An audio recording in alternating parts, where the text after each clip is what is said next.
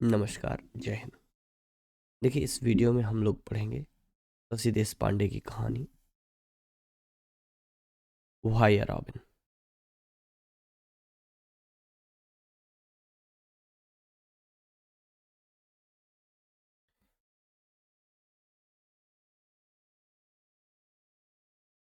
तो सबसे पहले हम लोग बिगिन करेंगे along with starting with writer.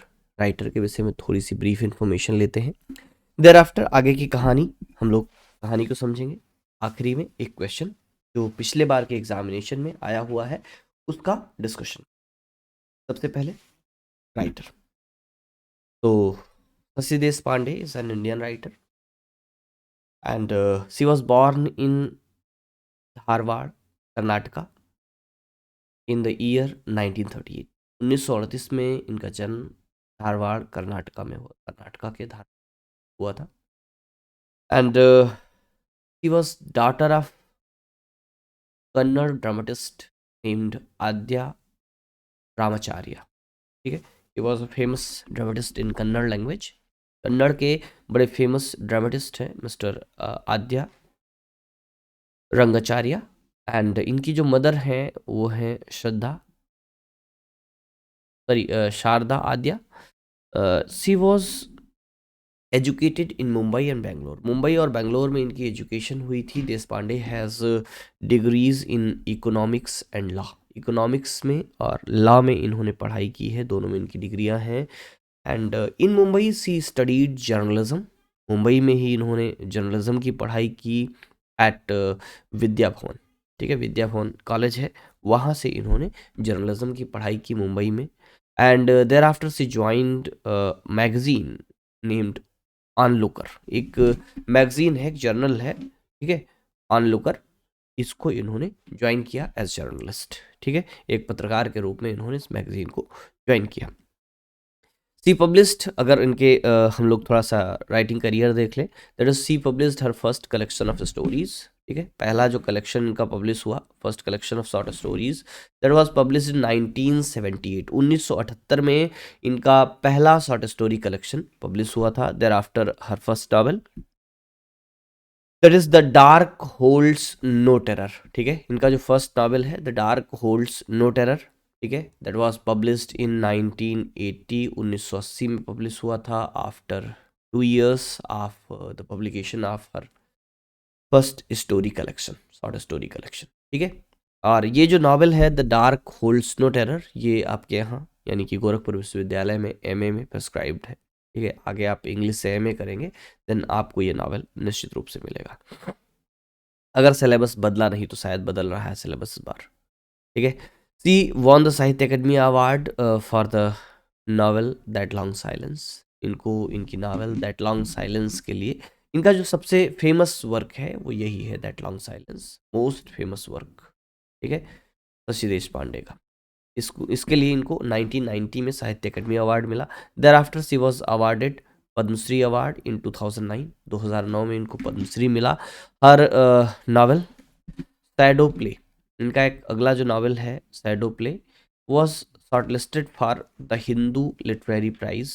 ठीक है, हिंदू लिटरेरी प्राइज है, इसके लिए इनकी नॉवल शॉर्टलिस्ट हुई थी, मिला नहीं था, शॉर्टलिस्ट हुई थी। ध्यान रखिएगा कि ये मिला नहीं था, इनको मिला क्या है, साहित्य अकेडमी मिला हुआ है, पद्मश्री मिला हुआ है, और शॉर्टलिस्ट हुई थी जो है द हिंदू लिटरेरी प्राइज के लिए। ठीक, साहित्य अकेडमी किसके लिए मिला है, दैट लॉन्ग साइलेंस के लिए। कब, 1990 में। ये थोड़ा सा फैक्ट्स याद रखने जरूरी है। And Deshpande has written 4 children books. कितना लिखा है इन्होंने ये भी ध्यान रखिएगा। देखिए, 4 चिल्ड्रन बुक्स लिखी है इन्होंने, 4 children books. And a number of short stories, बहुत सारे शॉर्ट स्टोरीज लिखी हैं। 13 नॉवेल्स लिखे हैं, 13 नॉवेल्स।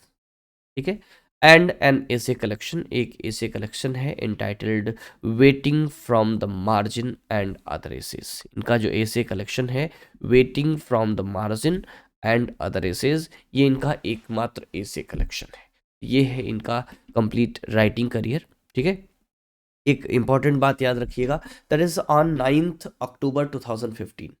ठीक है, 9 अक्टूबर 2015 को इन्होंने रिजाइन किया था फ्रॉम द पोजीशन ऑफ साहित्य अकेडमी जनरल काउंसिल, ठीक है।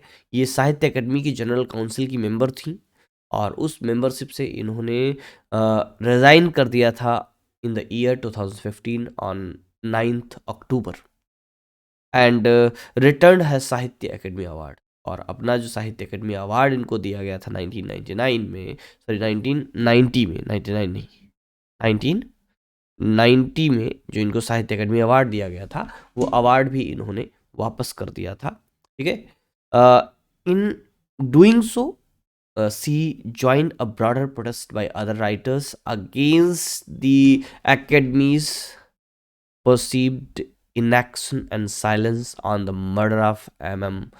कालबुर्जी, ठीक है। ये रेनाउंड पर्सनालिटी है, कौन है ये बहुत मैं नहीं जानता, ठीक है। इनकी मर्डर पर कुछ राइटर्स थे, प्रोटेस्ट इस बात के लिए किए थे कि एकेडमी जो थी वो पूरी तरह से साइलेंस थी, पर एकेडमी की तरफ से कोई प्रतिक्रिया नहीं आई थी, इसलिए जो है राइटर्स ने एज प्रोटेस्ट, कुछ लोगों ने अपने अवार्ड्स लौटाए थे, कुछ लोगों ने अलग तरीके से प्रोटेस्ट किए थे, तो उसी प्रोटेस्ट का हिस्सा बन करके इन्होंने भी अपना अवार्ड लौटाया था। साथ ही साथ जो एकेडमी की मेंबरशिप थी उससे भी इन्होंने रेजिग्नेशन दिया था, इस्तीफा दे दिया, ठीक है।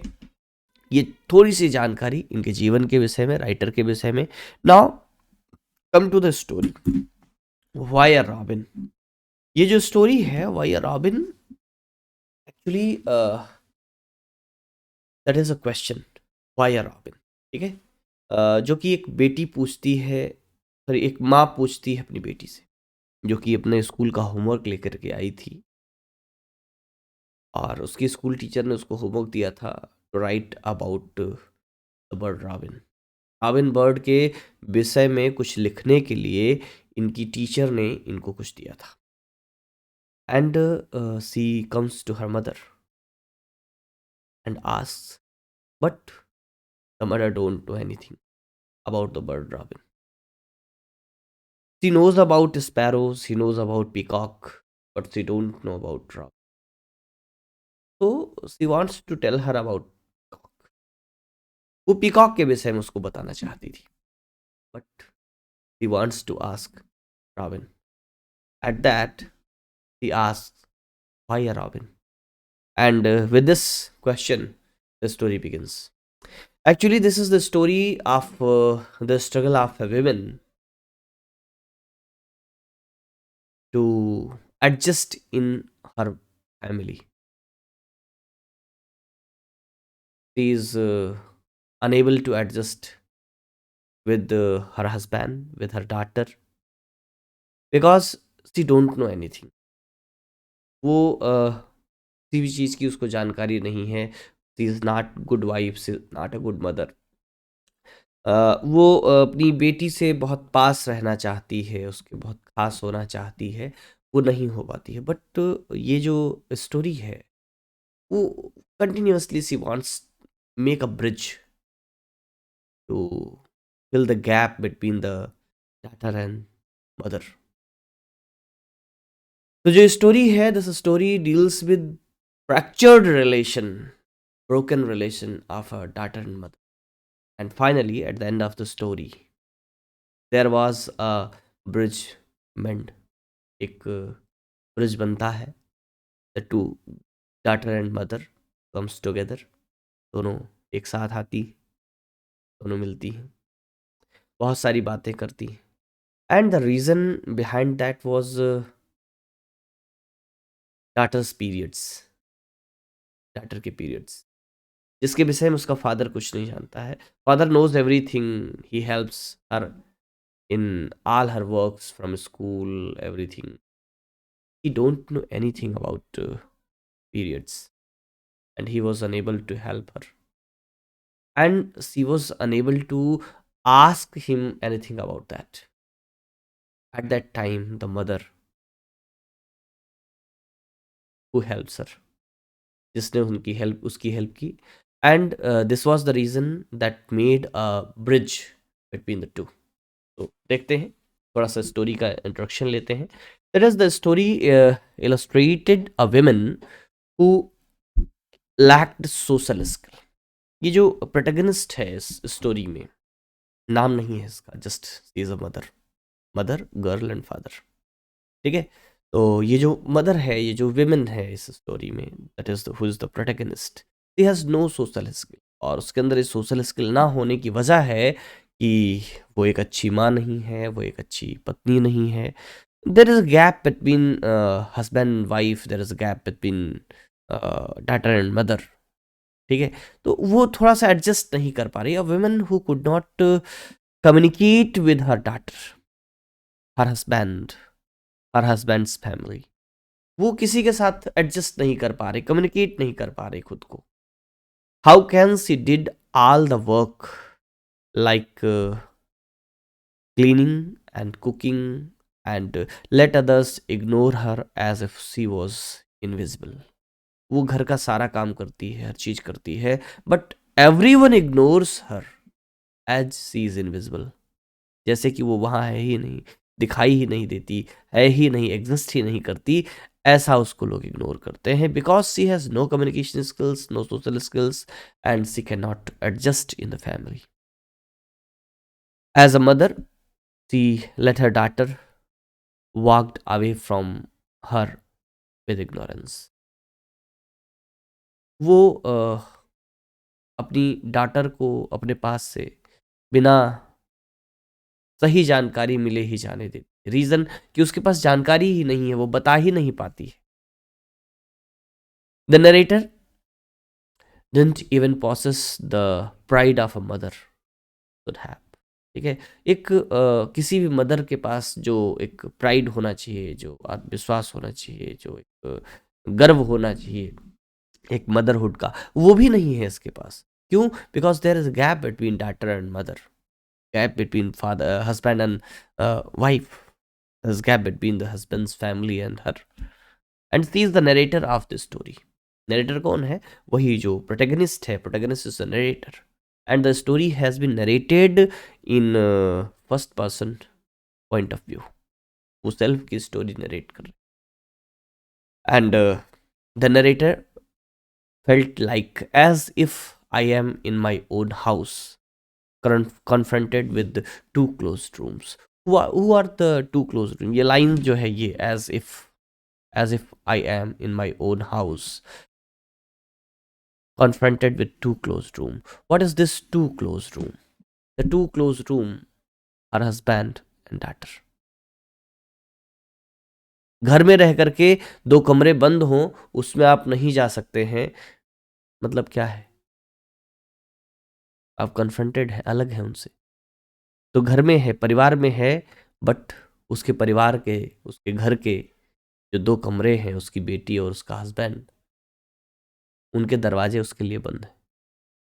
उनसे वो कम्युनिकेट नहीं कर पाती, वो उससे बात नहीं करते, ना बात करना चाहते। He was unable to communicate with them. उसके लिए उनके दरवाजे एक तरीके से बंद हैं। That is the pathetic condition of the lady.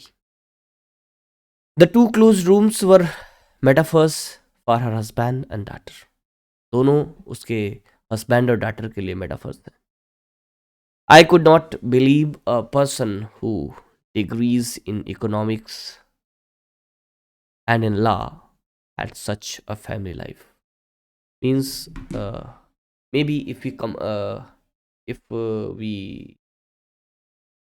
can think about that the protagonist, the narrator of the story is the writer herself, because this is the first person narrative, and it is possible, it is quite possible that the narrator is the mouthpiece of the writer herself. ऐसा संभव है कि writer का ही mouthpiece हो वो, और एक ऐसी लेडी जो इकोनॉमिक्स और लॉ में डिग्री रखती है, जर्नलिस्ट है, उसके साथ एक ऐसी फैमिली हो। That is very wrong, but this last line is actually the part of autobiographical criticism. If we think that the narrator is the mouthpiece of the writer herself, अगर हम राइटर को, writer का mouthpiece मानते हैं उसे, तब। इतनी देर से कैमरा ऑफ था, मैंने ध्यान भी नहीं दिया, कोई बात नहीं, चलिए। The narrator wasn't satisfied with her life. नरेटर अपनी लाइफ के साथ सेटिस्फाइड नहीं थी, but the situation started to change once she got out of her bed to comfort her daughter. लेकिन एक दिन क्या हुआ, अचानक से सिचुएशन बदली।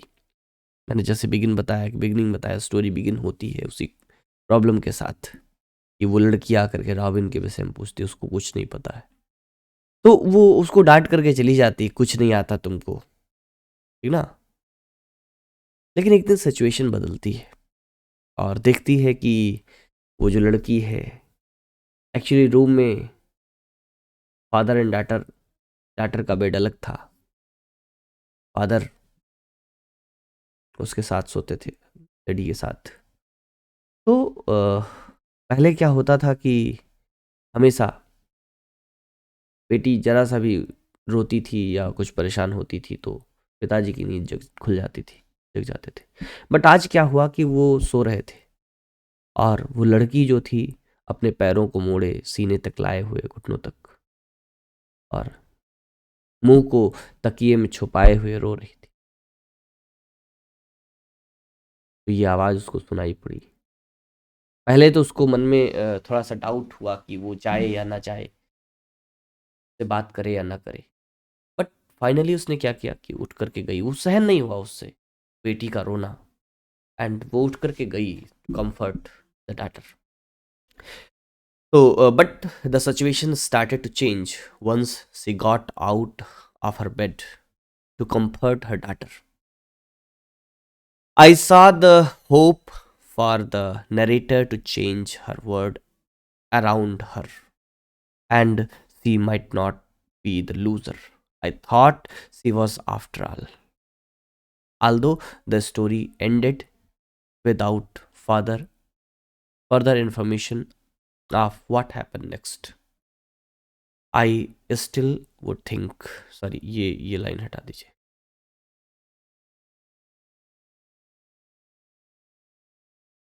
सो ओके, ये मैंने थोड़ा सा बीच में गलत था, उसको हटा दिया, ठीक है। The good thing were about happen soon after the last word of the story. जो स्टोरी जैसे एंड होती है, मीन्स उसके बाद इस बात का एहसास रीडर को हो जाता है कि कहानी में अब कुछ अच्छा होगा, बिकॉज कि at the end of the story the narrator set beside a daughter watching her daughter without a word.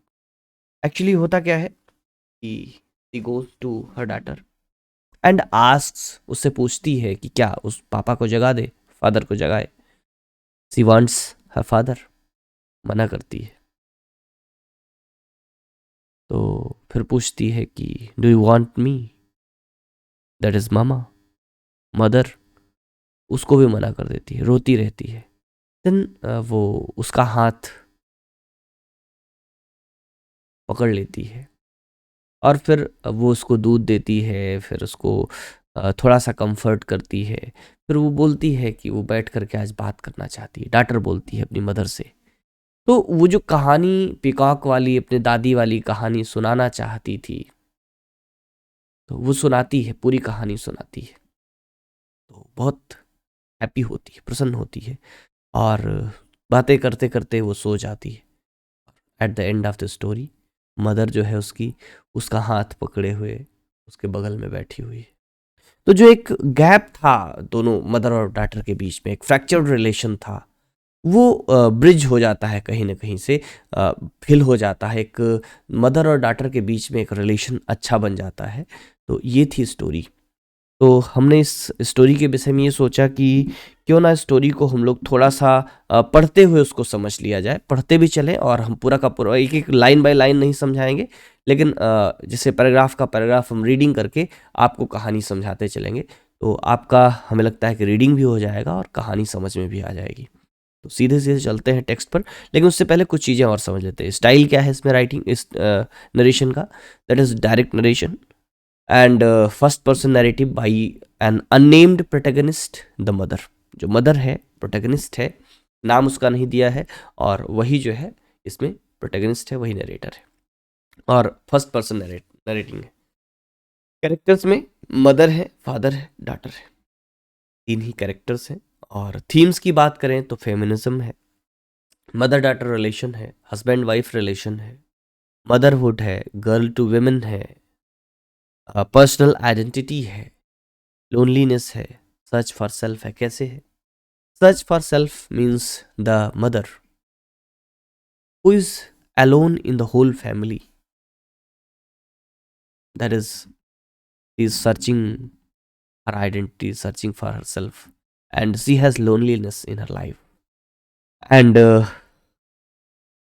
what is her personal identity? She don't know. And girl to women is actually belongs to the daughter, because the daughter is actually a girl. But when her first period comes, that is, she enters into womanhood, and at that point, she needs her mother. And this is the reason that makes a bridge between mother and daughter. Mother और daughter के बीच में यही चीज़ है जो कि एक relation बनाती है। कहीं ना कहीं मदर की ज़रूरत बच्ची को पड़ती है, और दोनों बैठ कर के आपस में बातें करती हैं, और कहानी इस होप के साथ एंड हो जाती है कि अब उसको अकेलापन नहीं लगेगा। आइए चलते हैं स्टोरी पर, और स्टोरी को पढ़ते हैं, समझते हैं। चूँकि ये छोटी स्टोरी है तो थोड़ा सा पढ़ करके हम लोग इसको ख़त्म कर सकते हैं, ठीक है। देयर आफ्टर क्वेश्चन पर हम लोग आएंगे। ओके, देखिए ये स्टोरी पर मूव करने से पहले हम लोग ये क्वेश्चन भी समझ लेते हैं, ताकि स्टोरी को हम लोग एक अलग वीडियो में करते हैं, क्योंकि मुझे लगा कि स्टोरी थोड़ा सा लंबी हो जाएगी, वीडियो बहुत ज़्यादा 1 घंटे क्रॉस हो जाएगी।